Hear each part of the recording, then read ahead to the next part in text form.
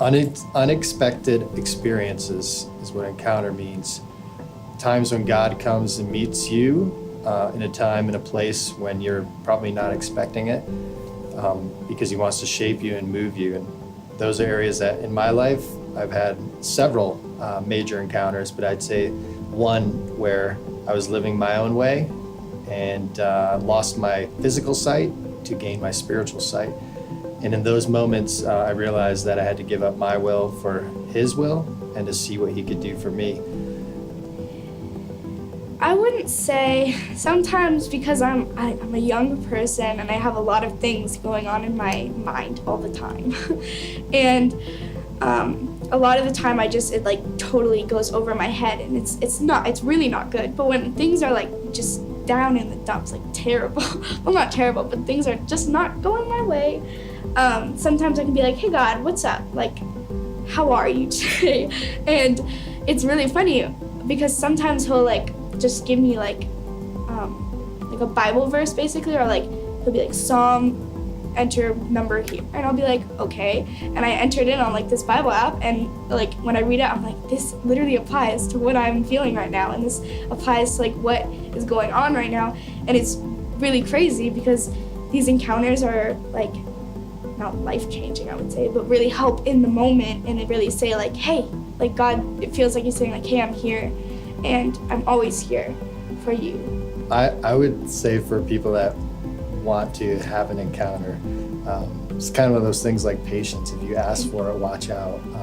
But my point is, it will be life-changing, and there will be things, but there could be things that you might not see as the appropriate way, right? Like we would think that a major encounter, like a burning bush, or all those cool things that happen in the Hebrew days of the word. I think the essence, what we see nowadays, is that sometimes we need to find our hole or our bottom where we're able to actually let God in. And it's not, again, about our knowledge of who he is, it's actually then experience him as a spiritual being. And I think that's one of the things as people that we're so physically and on demand as a society with our phones and all that stuff, that we're expecting to see him move in every second and every time. And I think we need to make that spiritual connection with God and be open to those things. And that means getting in those quiet spaces and being able to separate ourselves from what we have to go through every day. And I guess looking through the clouds of all the drama and everything we're going through in a moment, and to see God in those moments. And I think that's the hardest thing that all of us have to deal with on those days.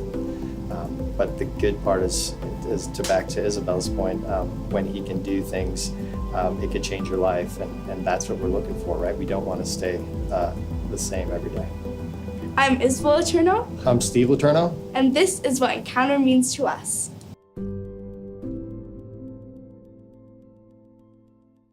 Great was that? So I'm Sean. I got to be there while this was being filmed, and it was a really fun time. It was a really cool conversation between the two of them. And I'm really glad to be here tonight too, because through just a series of events, Brian and I got to kind of write this sermon together this week, and he took the morning and I took the evening. And so it's been kind of like this fun thing where we got to write this sermon together. And so I'm going to try and stick to my notes so that it's as close as it could be to the morning service. But I've been really enjoying this whole series on elements. And one of the reasons that I'm enjoying it is just because of the way that all of these elements fit together, just kind of like the idea of how transformation happens in the context of community, or the idea of using creativity to connect with God in our areas of vocation, just all that kind of stuff. But another thing that's been really cool has been to talk about this idea of what it means to be a covenant people. And it's just a really special thing. It's a really cool thing to look at, because it's about more than just kind of a club that we're a part of, but it's about this idea of doing life together. And this is a really quote. This is from Rabbi Jonathan Sachs. And he says, "In a covenant, two or more individuals, each respecting the dignity and integrity of the other, come together in a bond of love and trust to share their interests, sometimes even to share their lives. by pledging their faithfulness to one another to do together what neither can achieve alone. And it's a really interesting kind of a thing because obviously it's not like God can't do things on its own, but he's decided not to. He's decided to do things in the world in the context of us, of the people that are doing life with him. So it's really important then that we find some way to connect with him, yeah?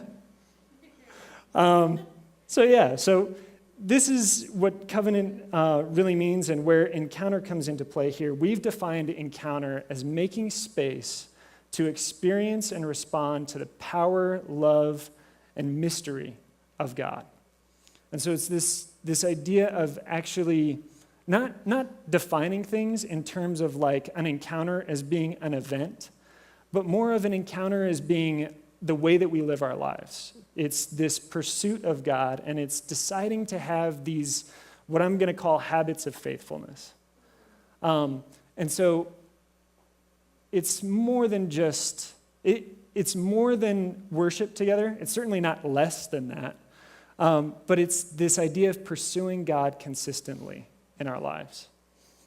For me, encounters happen in a bunch of different contexts and a bunch of different places. I actually had a really cool segment of my life where my full-time job was to set up prayer rooms. And so I would hang out in these rooms, and they would be open 24/7, and kids would come in, and they would dedicate an hour of their lives to hang out with their Father in heaven and see what was going to happen. And the stories that I could tell you from those times are just, you wouldn't believe half of them. They're really amazing. And it's just amazing how faithful God is to show up on behalf of his kids. But my favorite prayer rooms are not rooms. My favorite prayer room is my car when I'm on my way here or when I'm on my way back from work or especially when I get to take a day and just drive up in the mountains. My absolute best prayer times always happen when I've got a camera around my neck and I'm like running around on boulders in Rocky Mountain National Park or something like that.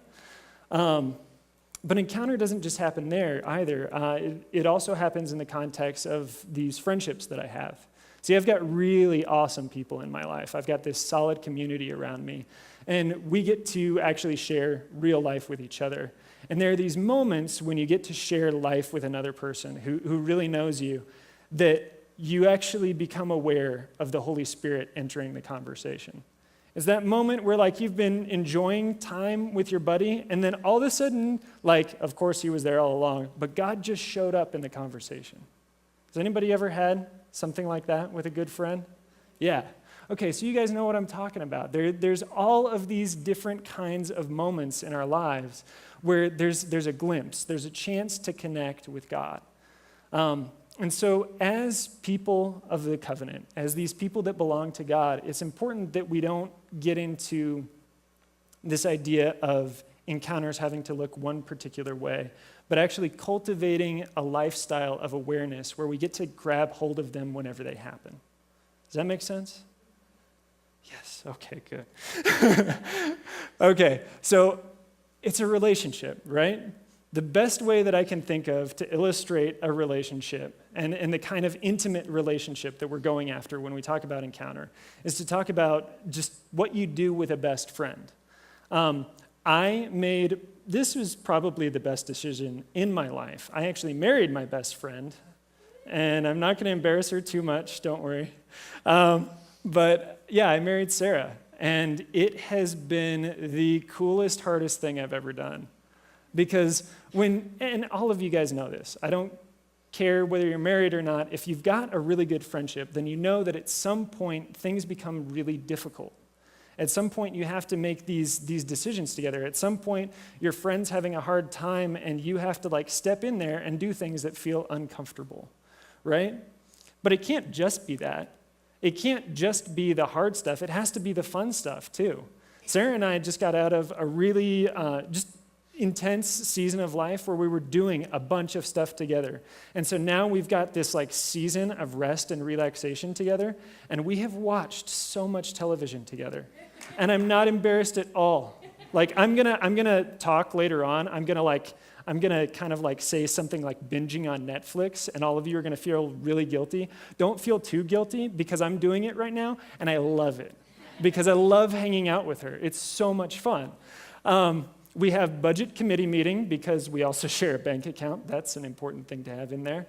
But we also have Shabbat. And Shabbat is our chance, Sabbath, whatever. We celebrate ours on Mondays because we're both off. And so that means that tomorrow we're going to go get brunch at some point in time.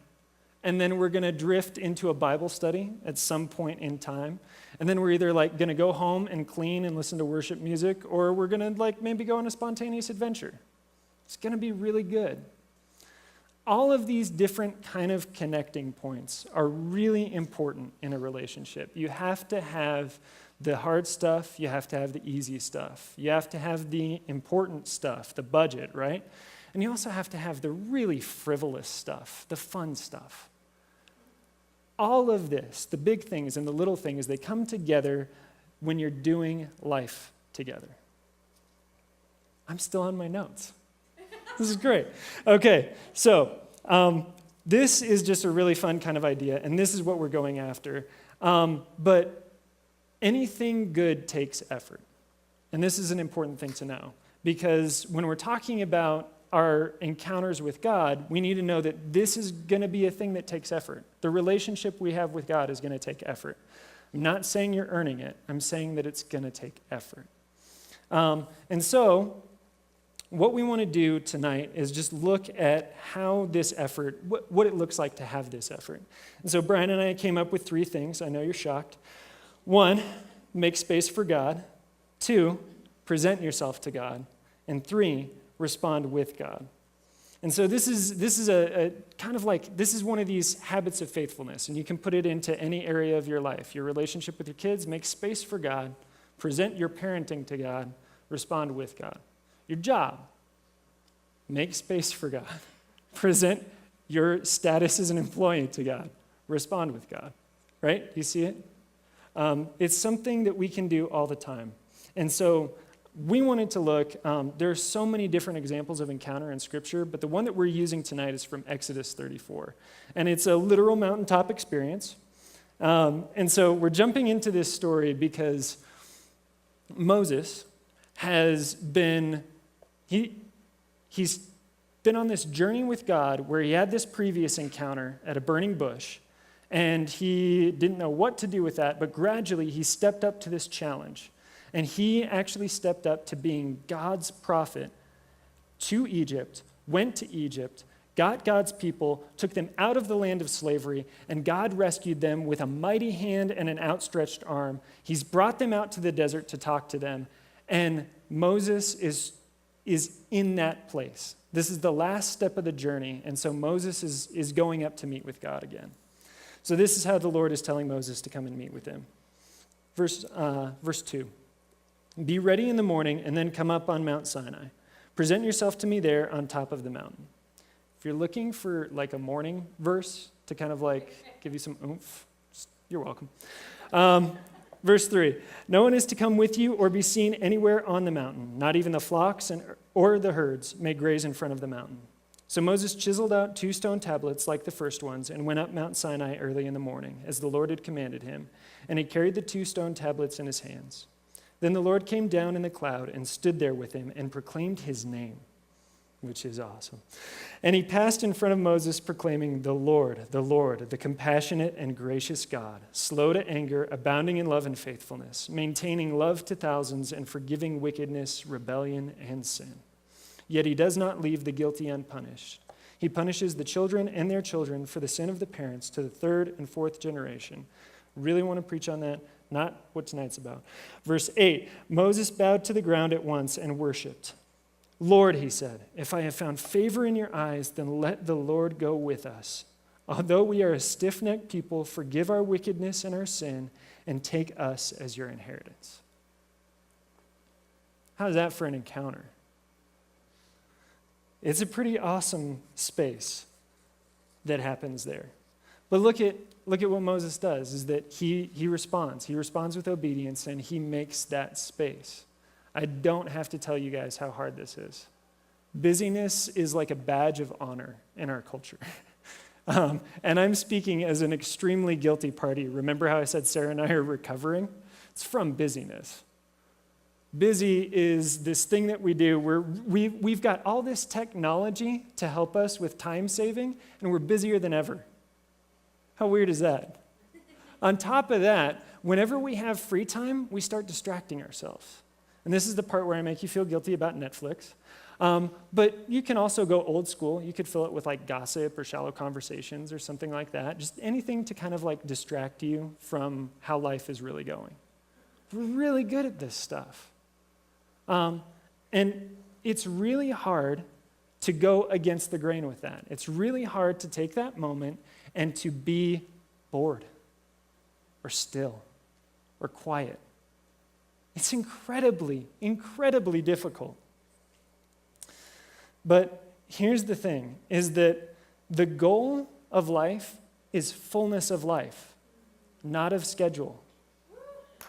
You can tweet that if you want. No, you can't. You have your phones off.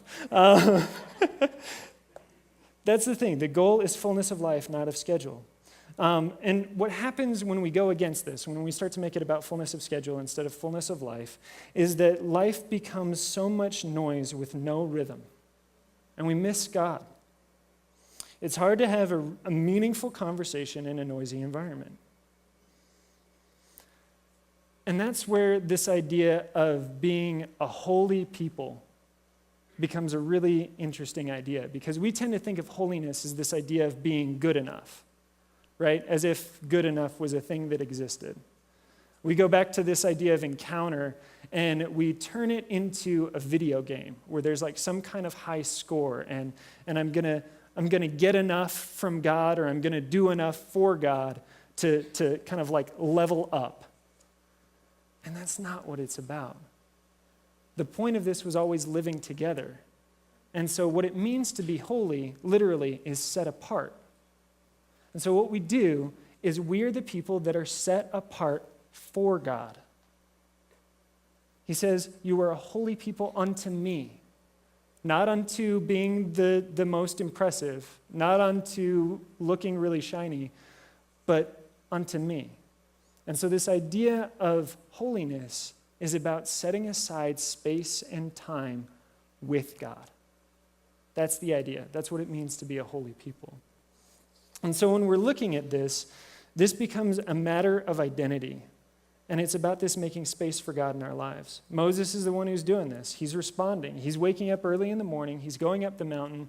And he's making this time with God.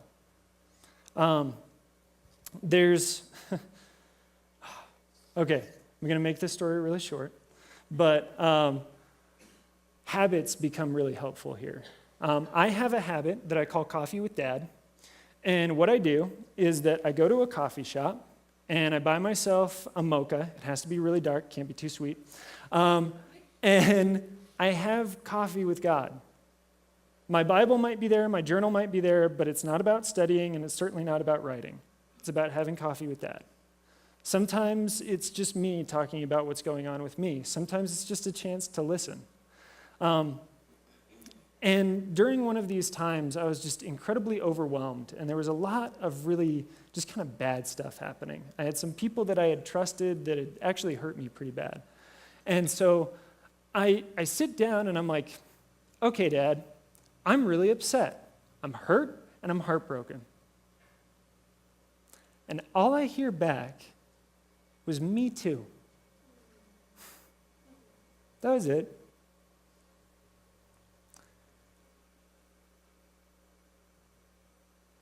What happened in that moment? I started tearing up like I am right now. But what happened in that moment was that there came this realization over me that things weren't okay, that things were bad, and that I'm upset, and that my dad's upset too. I'm hurting, and that's not what he wants for me. And so the situation didn't get better.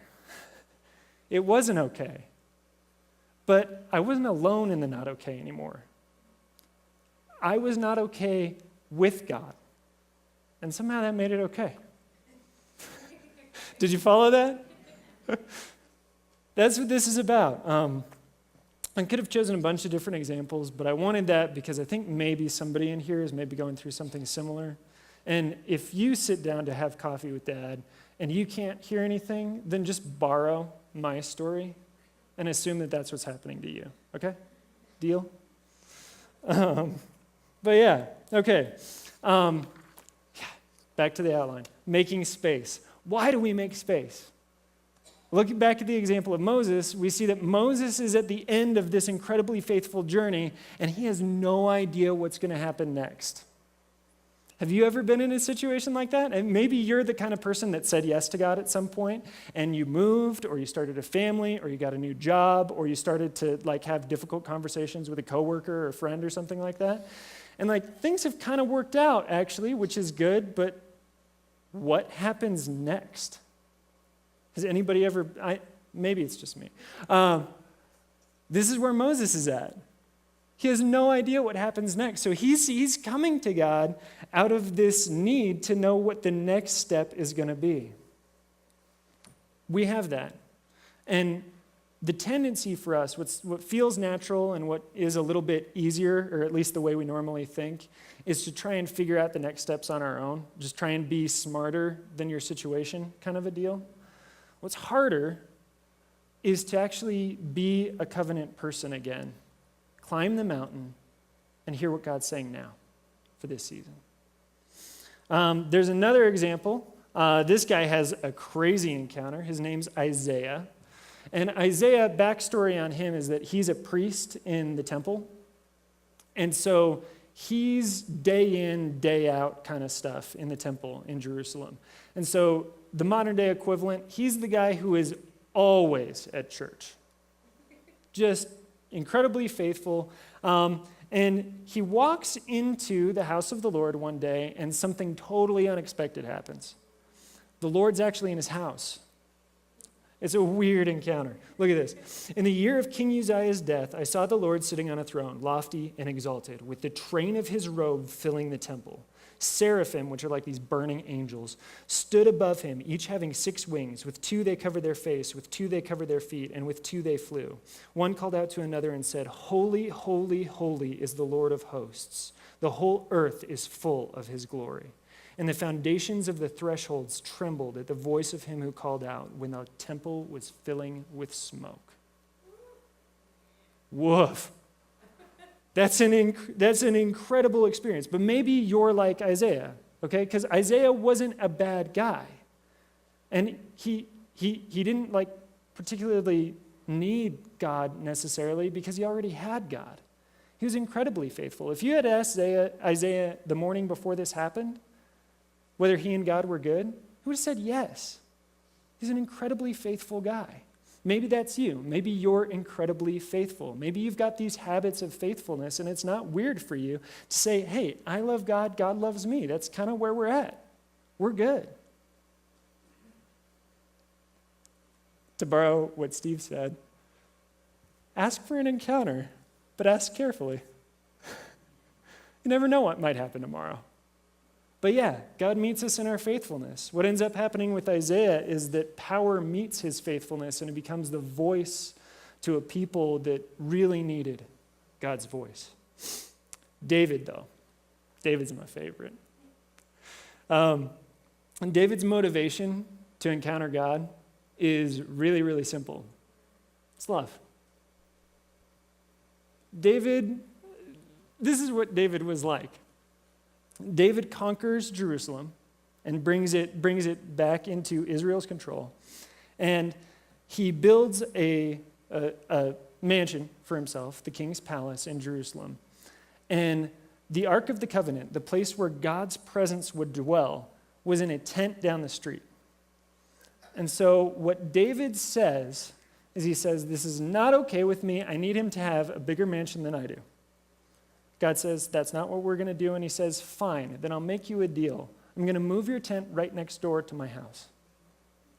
He ends up paying thousands of singers a lifetime salary to worship in this tent. And David ends up spending his life, he spent more of his life in the tent than he did in his mansion.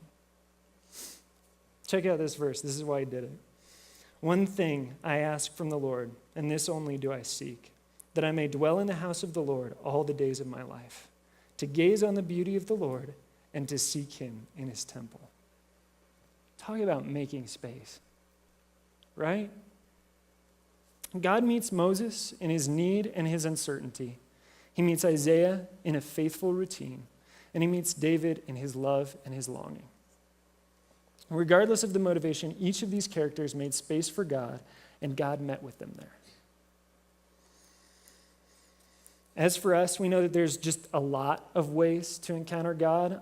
Music, art, story, teaching, scripture, all of it. There's as many ways to connect with God as there are things that are beautiful in the world. But when we're talking about this making space, we're talking about intentionally connecting with God. And the common word for that is prayer. Prayer is simple enough that the kids in the children's ministry are doing it, and it's deep enough of a well that you could spend your entire life trying to plumb the depths of it, and I guarantee you, you will not discover it. Maybe that's intimidating, but you're not alone in it either. Do you know how many other people have been praying and exploring the beauty of God? We've got so many resources for you too. I mean, there's like these prayer books, so if you're not good with words, then you can just borrow somebody else's.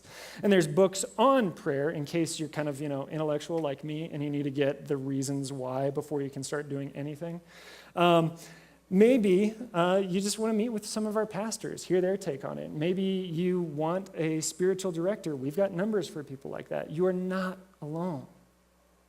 There are so many resources that you can connect with. There are so many people that you can ask for help. And prayer is a thing, it's one of the few things that Jesus actually, when people asked him questions, he elaborated on instead of asking another question. One of the things Brian and I do, Brian actually gave me this idea, is Richard Foster has a book called Prayer, which is a really great starting point if any of you are interested. And it's got like 20-something chapters on different flavors of prayer. And so when Brian and I are stuck, we just pick a chapter and try it out. It usually works. But yeah, so there's so many different resources. But here's the thing is that when we're talking about prayer, it's not just about making the space for it. It's about this second part that we were talking about. Present yourself to God. Verse 2, present yourself to me. Very, very important to realize that he doesn't say, bring me a presentation. He says, present yourself to me. And what's really cool is Brian and I were kind of imagining what this was like. And we were like, it's just like Moses walking up the mountain being like, oh God, oh God. He actually had the tablets though, so. But yeah, there's a difference between knowing about God and actually being known by God. And that's what we're trying to get into here. This is a quote by Abraham Heschel. He says, God awareness is not an act of God being known to man. It's the awareness of man being known by God. And this is not just kind of like playing around with language. It's not semantics. It's this idea of actually connecting. It's this idea of being known. And that can only happen when you actually present yourself. He's saying that there's one way to approach me, and it's with full authenticity. No pretending, no hiding, no masks. Just you and all of you. And if you know that the person that you're meeting with is safe, this becomes significantly less scary. The idea of presenting yourself to people is terrifying. And I'm not suggesting that you just start doing that with any random person, but we're not talking about any random person. We're talking about the one who made you, knows you, and loves you on your worst day. So you're safe. And that's important to know. Moses in this whole encounter with Moses, there's this really good illustration of what ends up happening on the other side of the encounter. Because Moses comes down and he's encountered God, and light is coming out of his face, which is kind of weird and cool. But he puts a veil over his face so that it's not too much for the people who are talking with him, so that they don't get distracted, so that they don't get blinded. But anytime he went back into the presence of God, he took the veil off again. And it's just this little bit of imagery for us to connect with and realize that, yeah, sometimes don't show people everything that you are. Be very careful about who you share yourself with. But when it comes to God, take the veil off. It's the place you're actually safe to do so. So yeah, I love that. Also, these people that we're talking about, I know they're like the who's who list of the Bible, but Moses was racked with insecurity and fear. God actually couldn't find him obedient, had to compromise with him to get him started. Isaiah is this religious man, like he's amazing and he's great and he's honestly a great person to live up to. But when he finally has his encounter with God, he realizes that there's a lot of complacency in his life. And it's this huge heart moment with God. David, there's actually more recorded sins attributed to David than any other person in Scripture. Did you know that? He's also the man after God's own heart. If there's a God's favorite, it's David, which is weird. But it's because of what David was like. He kept running back. I sinned, I'll run to God. I did good, I'll run to God. The only time David ever really screwed up is when he did it on his own. But yeah, so that's making space for God, presenting yourself to God, but there's this other aspect of it, and that's responding with God. Because an encounter actually doesn't end in the moment that you're there with God. The encounter ends, again, in our example with Moses, as he's coming back down the mountain. Remember, he went up there with no idea what was going to happen next. And he comes back down with a covenant for a people that's going to change what happens in their lives and their grandchildren's lives, and it's going to actually change culture, history, the world. It's going to take him the next 40 years of his life. He comes back down with substance. It's really cool. Okay, but here, before he came back down the mountain, there was one really cool thing that happened. The Lord appears to him, talks to him about what he's like, and Moses involuntarily just throws himself on the ground and starts worshiping. Sometimes responses like that. Sometimes you encounter God and you can't help yourself. You just have to, the hands or the falling on the floor or, whatever your thing is, you just can't help but do it.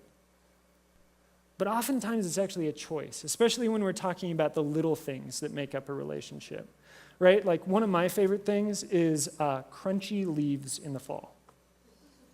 And this goes back to another prayer walk that I was having, and I was living in my head, and I was getting so there was a mess of clouds just all around here.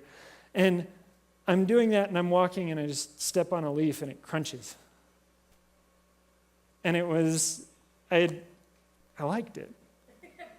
It was beautiful, and I look around, and Norland Quad is beautiful, and the leaves are changing, and there's this kind of peace in the air. And I just stop for a second, and I'm like, oh, my world is really small, and the leaves are cool. And it was this connection point with God. It was just a beautiful little thing. But to this day, when I step on a crunchy leaf, I'm like, oh, Dad loves me. So yeah, sometimes we have to choose those moments. Have you ever known that you were carrying stress with you from work, and you're driving home in the car, and and you have that choice because you can either vent, which sometimes helps, or you can distract yourself with a podcast for me, maybe it's music for you, or you can turn it off and tell the only person who can handle it exactly how you feel. I've used a lot of profanity in my prayers. I hope you're okay with that. I don't care if you're not, but I hope you are. And it's because he can handle it, because he knows me. He knows what I'm like. He knows that I get really emotional sometimes, and he's the person I can go to with that.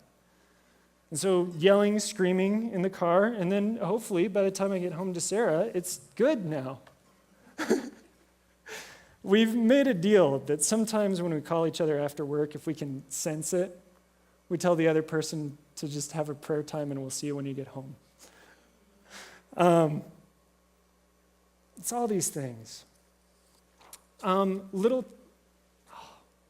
There's so much here.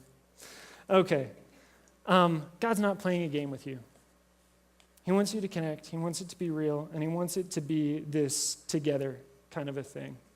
And so it's that choice of connecting with him. And it's also a choice to obey.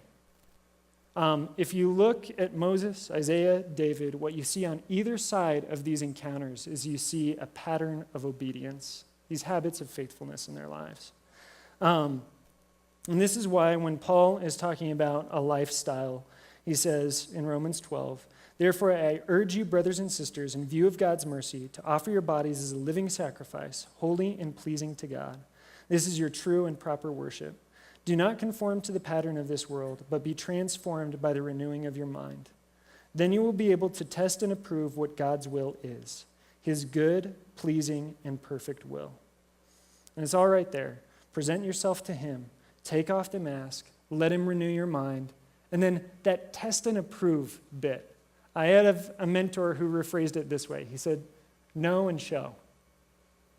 The idea that we would connect with God and know what he's like and know what he wants. And then we would be the kind of people, as covenant people, that show what that's like. I'm not talking about being perfect. I'm talking about being okay with being imperfect because your God still loves you and you can run home. I'm talking about being examples of people who forgive and are forgiven. I'm talking about examples of people who do things because they're right and because it's important. It's sharing whatever you've been given. And that's why encounter is so important, is because we go from obedience to encounter and we get something, and then freely we have been given, so freely we share. It's just the way it works. You can't give what you don't have, but you have access to everything.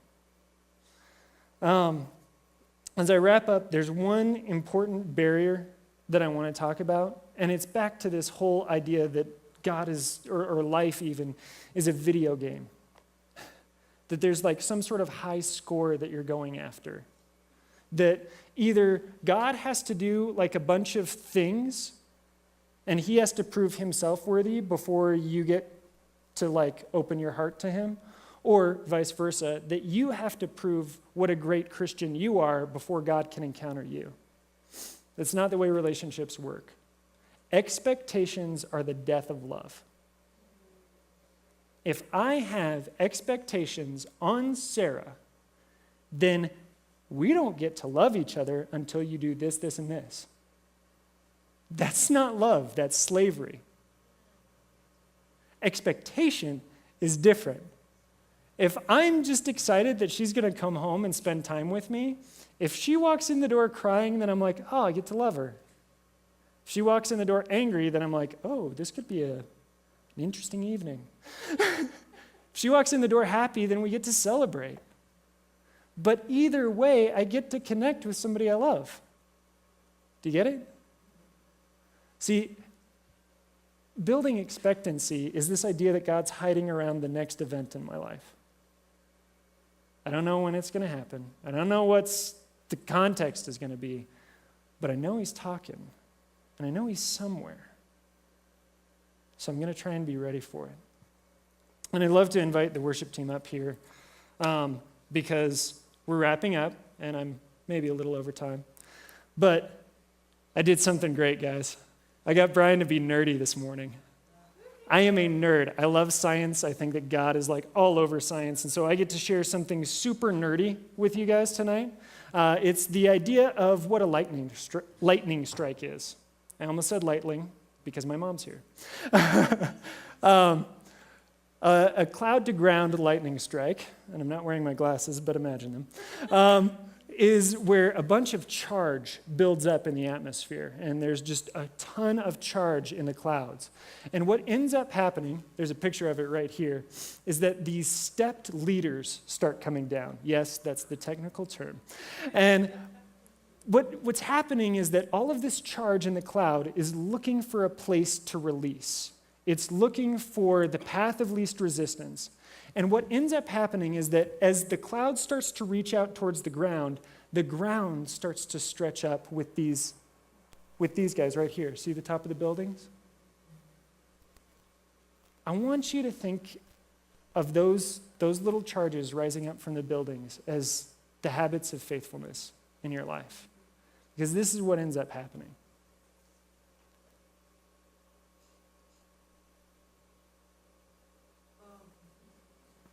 You never know when, you never know where, but when this effort from the ground meets this power from the sky, and it finds a path of least resistance, incredible amounts of power are released. The temperature of the explosion is over 50,000 degrees Kelvin, which for the three of you that knew that, you're welcome. Three of you that everyone else is really hot. And it's this cool moment of connection. And I just want to leave you guys with that, and I want to leave you with this idea right here. These positive streamers coming up from the ground, those are our habits of faithfulness. Those are the moments we cry out to Him, the times we take a moment to say thank you, to ask for help. We never know when or where the lightning will strike, but we know He wants to, so we make the space, we open our hearts, and we position ourselves to respond. So we're going to go into a time of lectio here, which if you don't know what that is, it's basically just this idea of turning Scripture into a prayer time. I'm going to read 3 verses from Psalm 132, and I'm going to do it 3 times. And they're not going to be up on the screen, so I invite you to just, whatever's comfortable for you, if that's like putting your hands out, that's kind of my thing, or like doing this, or whatever's comfortable for you. I want you to just get into a position where you can calm, be still, and let God speak to you. So I'm going to read through this 3 times, and just this first time is just going to be all about letting God highlight a phrase or even a word. Psalm 132, verse 7. Let us go to His dwelling place.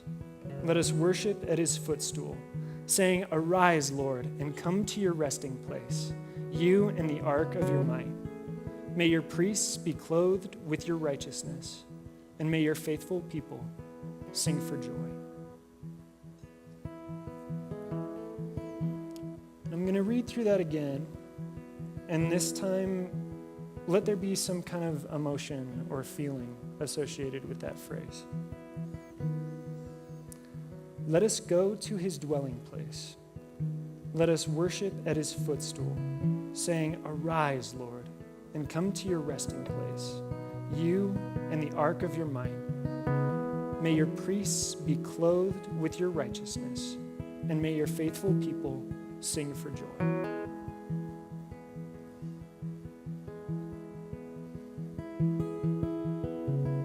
I'm going to read through this one more time, and let this be a chance to let God talk about a response. Let us go to His dwelling place. Let us worship at His footstool, saying, Arise, Lord, and come to your resting place, you and the ark of your might. May your priests be clothed with your righteousness. May your faithful people sing for joy.